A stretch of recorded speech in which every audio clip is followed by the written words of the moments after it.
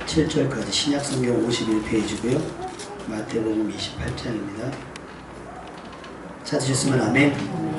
우리 11절부터 17절까지 몇시 다 같이 한 목소리로 읽겠습니다. 여자들이 갈 때 경비병 중 몇이 성에 들어가 모든 된 일을 대제사장들에게 알리니 그들이 장로들과 함께 모여 의논하고 군인들에게 돈을 많이 주며 이르되 너희는 말하기를 그의 제자들이 밤에 와서 우리가 잘 때에 그를 도둑질하여 갔다 하라.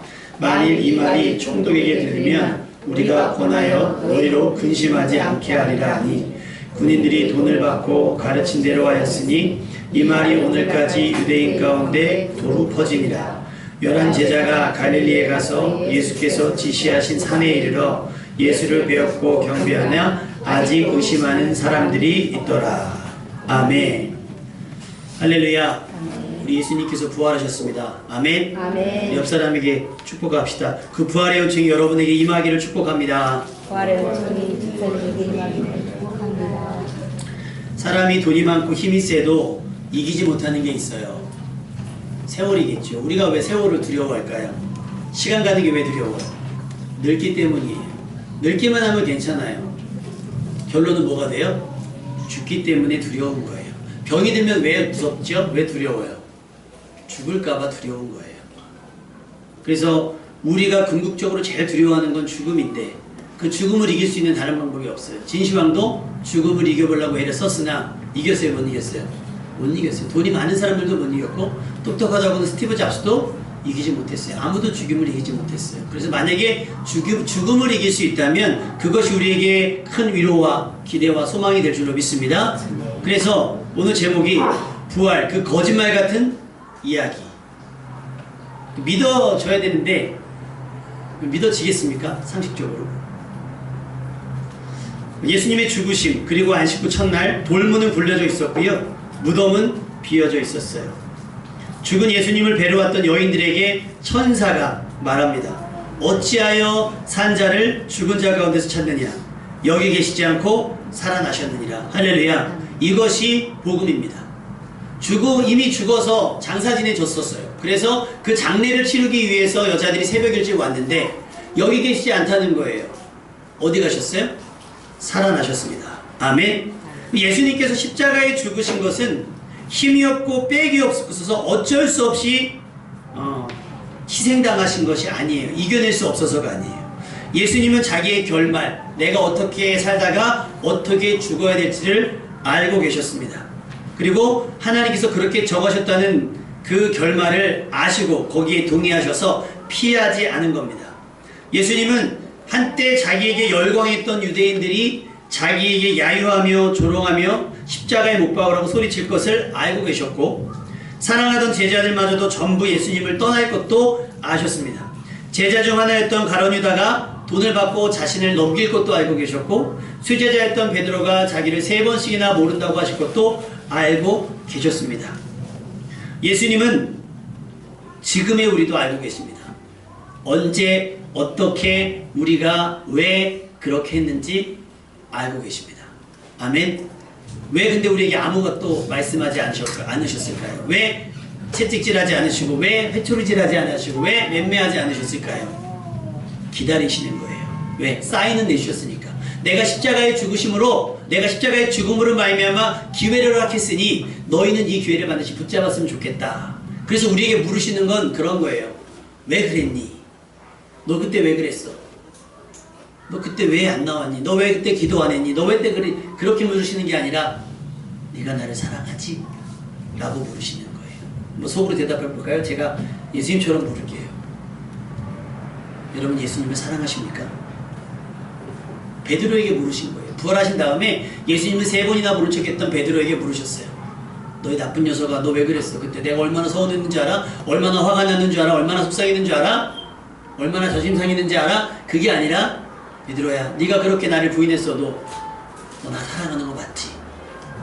베드로가 뭐라고 대답해요? 내가 주를 사랑하는 줄 주님께서 아십니다. 2번 물어보셨어요. 목소리가 점점 기어 들어가겠죠. 왜 자꾸 민망하게 물어보실까? 많은 분들은 그렇게 얘기해요. 배려. 베드로가 3번 부인했으니까 예수님도 3번 되물으시면서 회복시키고자 하는 심리치료적인 효과가 있지 않았을까? 그렇게 말씀을 하셨습니다. 예수님은요, 마지막 때 자기 편 하나 없이 십자가에서 쓸쓸하게 죽으셨습니다. 예수님을 지켜보던 몇몇 로마 군병들과 백부장이 이렇게 고백을 해요. 이 사람은 진실로 하나님의 아들이었다. 이제 와서요. 이제 와서 다 겪어보니 여러분, 믿음은요, 어떤 과정을 지나고 나서 결과를 얻어서 갖는 게 아니에요. 우리는 세상 사람들이 가정을 하잖아요. 가정. 이랬을 것이다. 가정에서 연구를 시작하지만 우리는 믿고 시작을 하는 겁니다. 아멘? 아멘. 태초에 하나님이 천지를 창조하셨음을 우리가 분석하고 원인을 발견하고 막 이런 것들을 해서 아, 그렇구나라고 동의하면서 시작하는 것이 아니고 아, 태초에 하나님이 말씀으로 세상을 창조하셨구나 라는 믿음으로 시작을 하는 겁니다. 아멘? 근데 이제 와가지고 예수님 십자가에 죽으실 때 초자연적인 현상이 일어나니까 그때서야 아, 진짜 하나님의 아들이었구나. 빌라도가요, 예수님을 놓아주려고 할 때 그 저주까지 자기들과 후손들에게 받겠다고 하며 예수님을 죽이기 원했던 그들에게 예수님의 죽으심은 통쾌함이 아니었을까요? 속 시원할 거잖아요. 자기들의 자리를 위협하고 자기들의 인기를 위협하던 예수님, 이제 눈앞에 보이지 않으니 얼마나 통쾌했을까요?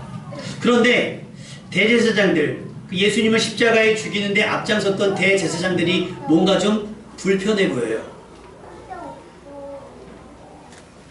그것은 예수님께서 생전에 마태복음 17장 22절에 하셨던 말씀, 예수께서 제자들에게 이르시되 인자가 장차 사람들의 손에 넘겨져 죽임을 당하고 제3일에 살아날 것이라고 하는 3일 만에 다시 살아나리라. 물론 그들은 믿지 않았어요. 근데 믿지 않았는데 자꾸 신경이 쓰였어요. 그래서 빌라도에게 갑니다. 빌라도에게 가서 부탁을 해요. 총독님, 저 사람이, 예수라고 하는 사람이 살았을 때 자기가 죽으면 사흘 만에 다시 살아난다고 얘기를 하고 다녔습니다. 물론 믿지는 않지만 혹시라도 저들이 무슨 수작을 부리고 저들이 무슨 속임수를 써서 나중에 예수님의 시체를 훔쳐간 다음에 그 예수가 부활했다라고 또 거짓 소문을 낼지도 모르니 그것을 방지했으면 좋겠습니다. 얘기를 해요. 그랬더니 빌라도가 니네한테 경비병이 있으니까 한번 힘대로 지켜봐라. 그래서 마태복음 27장 66절에 그들이 경비병과 함께 가서 돌을 임봉하고 돌로 맞고요. 거기에 우리 왜 편지 쓰면 편지하고 그다음 이렇게 X표 치는 것처럼 누가 이 돌문을 열었다 닫았다라고 하는 흔적이 없을 수 있도록. 왜냐면 이 돌문이 열려져 버렸으면 누군가 수작을 부린 거라고 생각하니까 아예 임봉을 하고 돌을 맞고 경비병들로 밤낮 지키게 했습니다. 희한하죠. 예수님께서 부활하신다고 하는 복된 소식을 알고 있으면서도 무지하게 예수님을 십자가에 못 박는 어리석은 짓을 했어요. 또 그들은 부활을 믿지 않으면서 혹시 부활할지도 모르니 혹시 부활할까봐 그 부활을 미연에 방지하기 위해서 무덤을 지키는 어리석은 수고를 하고 있습니다. 이 기분은 아마 그랬을 거예요. 다니엘이 사자굴에 들어갔을 때 느부갓네살 왕이 잠을 못 자요. 왜? 다니엘을 너무 아꼈기 때문에. 다니엘이 어떻게 됐을까 봐. 그래서 그 무덤 앞에서 그냥 이른 새벽에 가가지고 다니엘아 네가 살아있느냐, 사신 하나님께서 너를 지키셨느냐 안절부절해요. 근데 이들은 반대일 거예요. 그 왕은 다니엘이 살았으면 좋겠다라고 생각하는 어떤 기대와 소망 속에 나갔지만 이들은 초조한 거예요. 부활하면 어떡하지? 부활하면 어떡하지? 다시 살면 어떡하지? 얼마나 불안했을까요? 그런데 그들이 염려하던 그 일이 실제로 일어났습니다. 우리 10대 아이들이 많이 쓰는 말, 이것은 실화냐? 이것은 실화입니다. 꾸며낸 이야기가 아니에요. 무덤을 지켰어요. 분명히 경비병을 써서 무덤을 지켰습니다. 그런데 큰 지진이 일어나면 돌문이 굴러가자 그 무덤을 지키던 경비병들이 죽은 사람들처럼 되고 말았습니다. 그들은 원치 않게 부활의 첫 목격자가 됐어요. 그럼 여러분 어떻게 하겠어요? 이걸 만약에 봤어요. 여러분 우리 어르신들은 전설의 고향 많이 보셨죠? 전설의 고향 보면 이렇게 공동묘지 지나가다 귀신 보면 뭐예요? 다 도망가서 뭐라고 지려주죠? 귀신이 하고 뒤에 쫓아오잖아요. 내 다리 내놔 쫓아오잖아요. 우리에겐 아직도 그런 두려움이 있어요. 그래서 공동묘지를 못 가잖아요. 근데 실제로 따져보면 죽은 사람보다 산 사람이 더 무서운데 우린 산 사람을 안 두려워하고 공동묘지는 희한하게 무서워하죠. 그 무덤을 지키던 사람에게 놀라운 일들이 일어났어요. 다시 말해 예견했던 예수님께서 예고했던 부활이 시작됐고 부활이 일어나는데 이들은 겁먹어서 두려워서 쫄아서 죽은 사람처럼 돼버린 거예요. 그럼 어떻게 됐을까요? 반성해야죠. 예수님께서 하셨던 말씀을 듣지 않았고 믿지 않았고 준비하지 않은 것을 반성하고 회개해야죠. 그런데 그들은 뭐였어요? 그들은 이 부활의 엄청난 사건을 누구보다 먼저 목격하고 경험했음에도 불구하고 감격할 겨를 없이 대제사장들에게로 달려가서 부활의 소식을 알렸습니다. 그러면 부활할까봐 근심하고 염려하고 걱정하고 불안했던 대제사장들은 어떻게 해야 돼요? 아, 우리가 잘못 알았구나. 정말 우리가 죽인 것이 하나님의 아들이 맞구나라고 인정했어야 돼요. 근데 그렇지 않아요. 회의에 돌입합니다. 대제사장들과 장로들이 모여서 회의를 합니다. 어떻게 했으면 좋겠냐? 난리가 났으니 이걸 어떻게 했으면 좋겠냐? 그래서 내린 결론이 뭐냐? 그들에게, 경비병들에게 돈을 많이 주고 이렇게 말하자. 제자들이 밤에 와서 우리가 잘 때에 그를 도적질했다. 시체를 가져왔다라고 말하자. 이 경비병들은 진실을 알고 있음에도 불구하고 뭘 받아서? 돈을 받아서 나가서 동네방네 그 소문을 내는 거예요. 그 소문을 내는 거예요. 여러분, 죽었다가 살아난 나사로를 얼마나 많은 사람이 받게요. 병들었다 죽어가던 사람들이 얼마나 많이 살아났게요. 우리가 세월호 사건을 겪으면서 글씨가 하나 떠오르는 게 있어요. 문장이. 진실은 침몰하지 않는다. 혹은 거짓은 진실을 이길 수 없다. 이게 진리에 관한 말씀이에요. 진실은 밝혀지게 되어 있습니다. 거짓은 들통나게 되어 있어요. 여러분이 기가 막히게 거짓말한다 해도 오늘이 무슨 날이에요? 아, 그래요. 현서 됐어. 나이 오늘 무슨 날이야? 속으로 만우절 생각했죠. 만우절. 사람들이 만들었잖아요. 전통을 만들어서 이 날은 거짓말 좀 해도 되는. 왜 굳이 거짓말을 해도 되는 날을 만들어갖고 서로 거짓말을 하고 다닐까요? 요즘엔 학교에서 그런 장난 안 하죠. 우린 만우절 때 장난을 되게 많이 했거든요. 막 교실 밖에 앉아있는 건 되게 흔한 거고. 해요? 안 해요? 학생들 너무 순수한 거 아닙니까? 우린 막 교실 표창 다 바꿔놓고요. 일반 애들이 3반 가 있고 했구나. 다 순진한 건 아니에요. 그런 게 있어요. 내가 누군가를 속인다라고 하는 희열이 있을 수가 있고요. 누가 내 말에 속아 넘어간다라고 하는 재미가 있을 수 있어요. 그래서 오늘은 지나치지 않은 거짓말을 해도 된다 해서 사람들이 정해놓은 거예요. 근데 지금 이 경비병들은 지나쳐요, 안 지나쳐요? 굉장히 지나치고 이거는 무모한 거예요. 무지한 거짓말이 돼버렸습니다. 자기들이 이 받은 돈이 있으니까 또 자기들의 피해를 최소화하기 위해서 시편 5편 6절에 보면 거짓말하는 자들을 멸망시키리이다. 잘 들으세요. 뭐하는 자를? 거짓말하는 자를 멸망시키리이다. 여호와께서는 피 흘리기를 즐기는 자와 속이는 자를 싫어하시나이다. 지금 대제사장들과 장로들과 경비병들은 이단 콤보에 들어갔죠. 예수님을 죽이기도 했고 모두 해요? 거짓말을 하기도 해요. 남들을 속이기도 하고 있습니다. 듣든지 안 듣든지 믿든지 말든지 우리는 사실을 이야기해야 돼요. 거짓말만큼 나쁜 게 또 뭔지 아세요? 과장하는 것도 안 돼요. 포장해서도 안 됩니다. 사도 바울이 했던 얘기예요. 그렇다고 해서 내가 이렇게 얘기하면 우리 현서가 더 은혜 받겠는데 그래서 막 거짓말하는 거예요. 막 무슨 일이 있었던 것처럼. 아니요, 그럴 수 없다는 거예요. 있는 것을 그대로. 자기들이 얘기하는데 우리가 밤새 무덤을 지켰는데 새벽에 큰 지진이 일어났어. 그리고 천사가 나타났어. 돌문이 열리고 예수님이 없어지셨어. 사실을 얘기하면 믿을 사람은 믿고요, 안 믿는 사람은 안 믿는 거예요. 아멘? 근데 굳이 그걸 돈을 받고 거짓말을 얘기할 필요가 없어요. 여러분이 못 믿으면 침묵하시면 돼요. 믿으면 이야기하시고. 아멘? 내가 못 믿겠다고 해서 그게 거짓말처럼 여겨지면 됩니까? 안 됩니까? 안 되는 거예요. 근데 이 사람들은 믿지 않았어요. 믿지 않는 데다 뭘 했어요? 거짓말까지 퍼뜨렸습니다. 그래서 여러분, 언론은 진실입니까? TV에 나오는 진실이에요? 아니에요.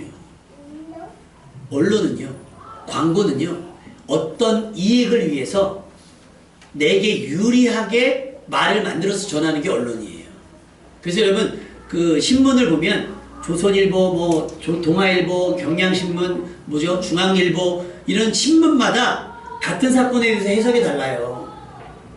그러니까 여러분, 그래서 우리가 중요한 건 뭐예요? 팩트가 중요해요. 팩트. 무엇이 사실이냐? 그 다음에 그 사실 가지고 나는 어떻게 할 것인가를 여러분이 결정하셔야 되는데 저 모르겠어요. 그러니까 나 어떻게 하면 돼요? 특히 한국 사람들. 그러니까 저 어떻게 하라고요? 뭐 하면 돼요? 이제 뭐 하면 돼요? 이럴 게 아니라 나는 이제 어떻게 해야 되는가? 무덤이 열렸고 죽으셨던 예수님이 다시 살아나셨으니 나는 이제 무엇을 어떻게 해야 될까를 여러분 고민하셔야 됩니다. 광고도 마찬가지고 여론도 마찬가지입니다. 그러니 우리는 꾸며지고 거짓이 가미된 언론이나 여론에 휩쓸리지 않아야 할 줄로 믿습니다. 그런데 여러분이 또 성경 이야기를 보면 도무지 믿을 만한 이야기가 없다는 게 문제예요. 천지를 창조했다는 것도 과연 그럴까? 예수님이 죽으셨다가 돌아가셨다는 것도 그럴까?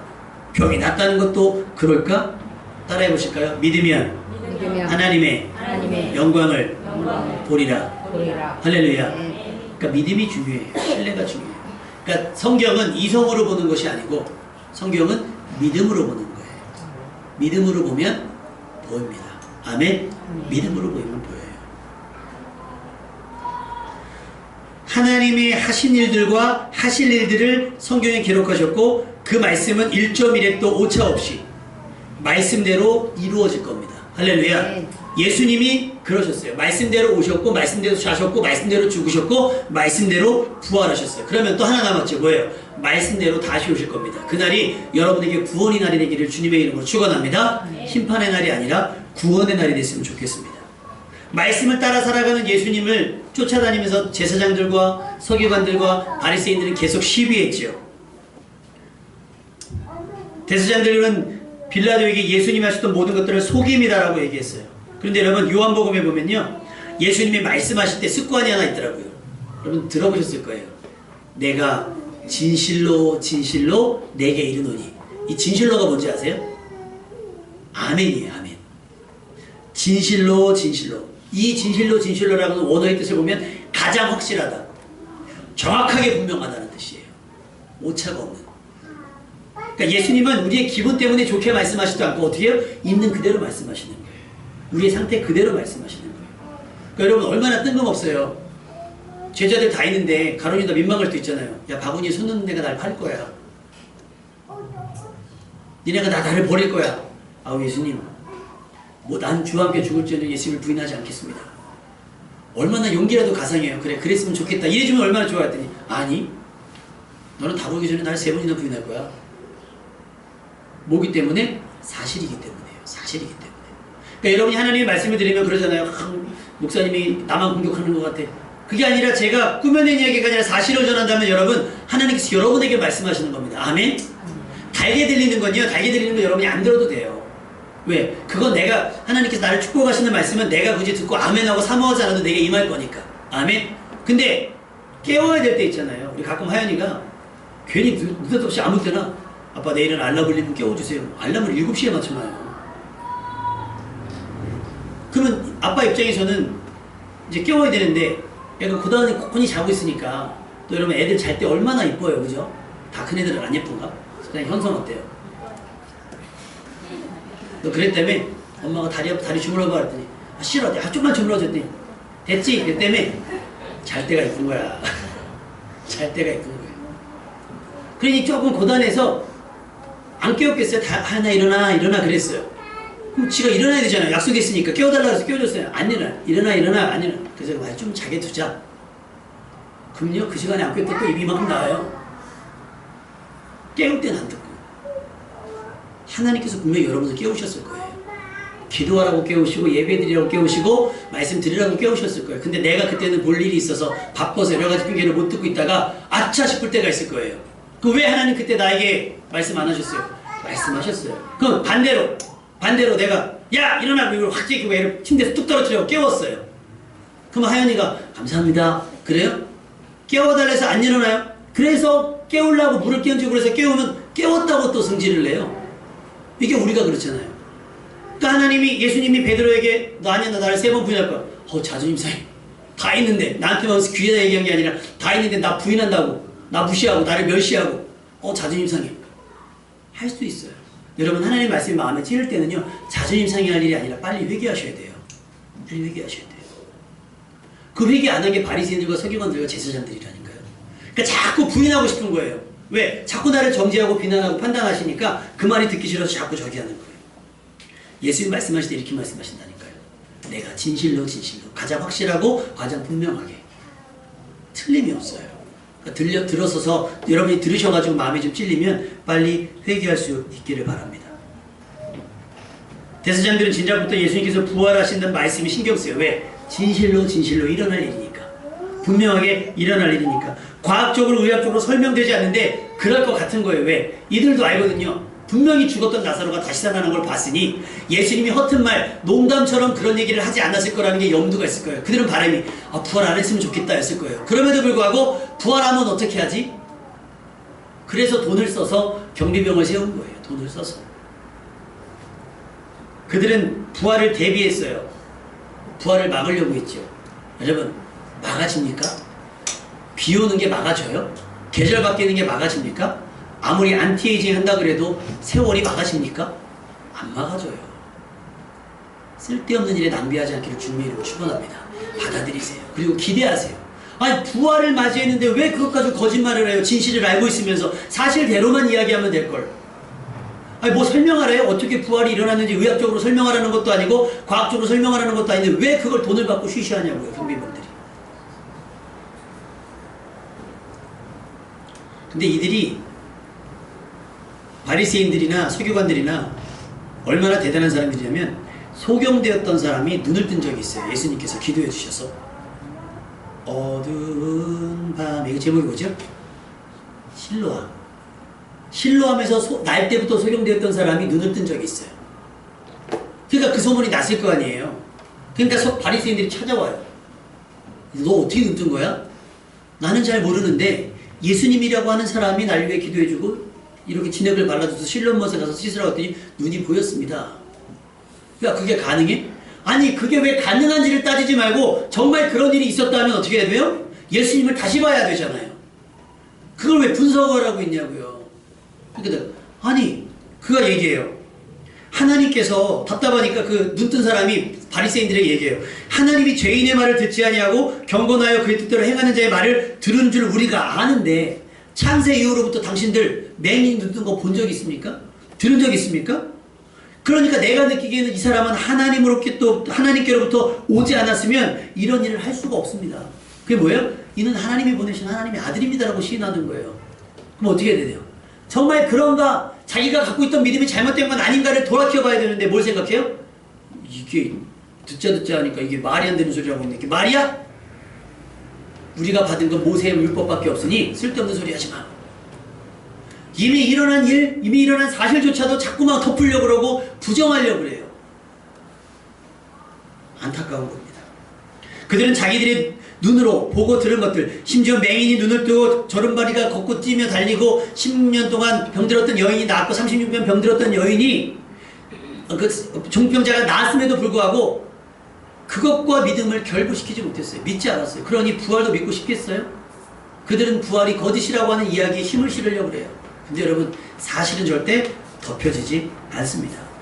대제사장들과 서기관들, 유대인들은 예수님의 십자가에 못 박는 것까지 성공했으나 예수님이 부활하는 것은 막아내지 못했습니다. 하나님은 죄를 이기지 못하는 우리들을 위해서 구원의 방법을 생각하셨는데 그 절정이 예수 그리스도의 십자가였어요. 절정. 예수님의 십자가를 통해서 우리를 구원하시기로 작정을 하신 거예요. 그리고 예수님이 십자가에 죽으셨잖아요. 그러니까 끝난 것 같아요. 다 이루었다고 돌아가셨으니까 이제 더 이상 할 게 없는 줄 알았어요. 근데 여러분 보시면 그거 알죠? 드라마나 이런 거 보면 반전이라는 게 들어가요. 반전이라는. 부활이 바로 반전입니다. 부활이 여러분에게도 큰 반전이 될 수 있기를 주님의 이름으로 축원합니다. 예수님의 십자가의 죽으심은 제자들뿐 아니라 예수님께 은혜를 입었던 사람들에게 큰 상처였어요. 예수님의 십자가는 자기들의 실패요 믿음 없음에 증명된 것처럼 초라한 믿음의 민낯을 보였습니다. 그래서 그들은 예수님이 돌아가시고 나서 전부 흩어졌어요. 각자 자기 길로 갔어요. 베드로는 고기를 잡으러 가고 각자 흩어졌어요. 왜? 자기들이 예수님을 지키지 못했다라고 하는 죄책감 때문에. 그런데 예수님은 그들을 찾아가시고 그들을 만나주셔서 부활의 영광을 나타내 보이셨습니다. 할렐루야. 하나님께서 지금까지 모든 상황을 뒤집는 십자가의 사건을 뒤집는 마치 9회 말 투아웃 투 스트라이크 쓰리볼에서 치는 역전 말 넘는 것 같은, 그러니 부활, 십자가에 죽은 건 눈에 보였으니까. 그런데 부활하신 예수님 40일 동안에 여러 사람에게 나타내 보이셨어요. 문제는 뭐였냐? 오늘 말씀을 한번 읽어볼까요? 16절 17절 28장 16절 17절 시작. 열한 제자가 갈릴리에 가서 예수께서 지시하신 산에 이르러 예수를 배웠고 경배하나 아직도 의심하는 사람들이 있더라. 무덤을 지키던 경비병들도 그 사건 앞에서 믿어야 할지 말지를 고민하지 못하고 딴짓을 했습니다.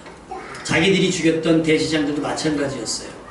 그런데 심지어는 예수님을 만나고 예수님을 경배했던 사람들까지도 아직도 이게 꿈인지 생신지를 의심하는 사람들이 있었다는 거예요. 다시 말하면 뭐냐면 이 사실은 믿어지기가 매우 어려운 이야기예요. 왜? 우리의 지식은 어디에 머물러 있으니까? 상식에 머물러 있고 경험에 머물러 있으니까. 근데 하나님의 역사는 상식을 넘고 우리의 경험을 넘어섭니다. 아멘? 그러니 내 계획을 하나님께 맡기면 그것이 얼마나 큰 일이 되겠어요. 세상에는 믿고 싶은 이야기가 있고요, 믿고 싶지 않은 이야기들이 있어요. 그런데 사실은 우리의 동의나 믿음이 필요하지 않아요. 그냥 사실이에요. 태초에 하나님의 천지를 창조했다는 사실을 여러분이 믿든지 안 믿든지 이 세상은 하나님께서 말씀으로 창조하신 겁니다. 아멘? 예수님이 여러분을 위해 십자가에 죽었다는 사실을 여러분이 믿든지 안 믿든지 그것은 사실이에요. 예수님께서 그 사망의 권세를 깨뜨리고 다시 살아나셨다라고 하는 사실 역시 여러분이 믿든 안 믿든 그건 진실이에요. 하나님은 여러분에게 동의를 구하는 것이 아니라 믿음을 요구하고 있습니다. 그런데 부활의 기대와 소망은 이미 아브라함 때부터 있었어요. 히브리서에 보면 그가 이삭을 드리잖아요. 독자 이삭을 번제로 드리려고 할 때 왜 드릴 수 있었는가? 히브리서 이전에 이렇게 봤어요. 아브라함이 하나님이 능히 이삭을 죽은 자 가운데서 다시 살리실 줄을 생각한지라. 그러니 하나님은 죽음을 초월하시니 이 아이를 죽이든 살리든 하나님의 주권에 있다. 내가 죽였어도 하나님은 다시 살리실 줄로 믿습니다. 라고 고백한 거예요. 아멘? 여러분의 삶이 죽을 것 같이 힘들고요, 여러분의 삶이 이미 죽은 것 같이 포기되어져 있었어도 주님 만나면 다시 살 수 있습니다. 아멘? 그 부활, 이 거짓말 같은 이야기가 여러분이 사실로 인지하고 여러분이 거기에 기대와 소망을 붙일 때 여러분의 인생이 완전히 달라질 줄로 믿습니다. 그 경비병들이 거짓말을 하지 않고 그 사실대로 믿었다면 얼마나 대단한 일이 됐을까요? 역사에 기록됐을걸요? 무덤을 지키던 자들이 복음을 전하는, 부활의 소식을 전하는 사람이 되었다더라. 할렐루야. 하나님은 예수님을 십자가에 죽게 하심으로 우리에게 대한 자기의 사랑을 확증해 주셨고, 또 죽은 자 가운데서 예수님을 다시 살게 하심으로 우리에게 산 소망이 되게 하셨습니다. 예수님의 부활은 이제 다시 오실 예수님의 재림을 기다리는 기폭제가 되는 거예요. 그러니까 십자가의 죽으심을 별로 신경 쓰지 않는 사람은 부활에 대한 기대가 없어요. 그 부활을 믿음으로 믿지 않는 사람들은 재림에 대한 기대가 없어요. 그 얘기 뭐예요? 심판을 준비하지 않는다는 게 있는 거예요. 그 일본의 원자폭탄이 떨어질 때 이미 많이 경고했잖아요. 경고. 그럴 수 있다라고 하는 사실.